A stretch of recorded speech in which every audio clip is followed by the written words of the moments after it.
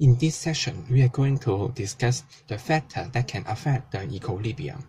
Here introduce a very important principle called Newtonian principle. The idea of Newtonian principle is the system will try to minimize the change of external environment by shifting the position of equilibrium. Before the further discussion, let me rephrase again. The value of K, the equilibrium constant, do not change in constant temperature. This gives us a sign how can we predict the position of equilibrium. And this is very important concept. Here shows the first factor is the effect of concentration change in aqueous state. Now, I have a system, chromate solution and dichromate solution. They will have equilibrium like this, and you can see the equilibrium constant expression. Now, if I try to add some acid into the system, so what will go on? After we add the acid, the concentration of hydrogen increase because we need to keep the value of K constant.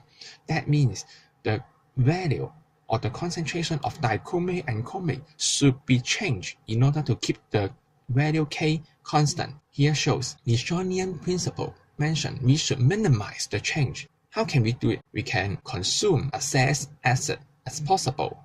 From the equation, if we want to consume the acid, the only way is turn it into dichromate solution. That means the concentration of dichromate will increase, and at the same time, the concentration of chromate solution will drop because they are consumed. So you can refer to the expression of K. Eventually, because the dichromate concentration increase, what you can expect to see is the more intense orange color is observed. And we can say equilibrium position shift to right because we produce more product. On the other side, how about if we add base into the solution? After we add base, by neutralization, the concentration of acid will drop. That means, in order to minimize the change, we need to produce more acid. The only way to produce more acid is decompose the dichromate solution into the chromate, and dichromate decrease, chromate increase to keep the value of K constant. This time, we can see the yellow color because the equilibrium position shift to left. Here, I try to use a picture to let you get a basic idea how can the equilibrium position change. Here shows I got a straight line, left hand side is reactant, right hand side is product. At the center there is a ball which is free to move. If the product is added as the left hand side, I try to move up the product size line, or if the reactant is removed, I try to lower the line in the reactant side. By common sense, you can expect the ball will move from high to low position. So in both cases, the ball will move to the left. On the other hand, if the product is removed, so I try to lower the line in the product side, or the reactant is added. Here, I rise up the position of reactant. So once again, the ball will try to move from high position to lower position. This time, both balls will move to the right hand side. I hope this picture can help you to understand how the change in equilibrium position. Next one is the effect of concentration in gaseous state. Here I use N2O4 and NO2 as an example. Here shows their color and the expression of equilibrium constant.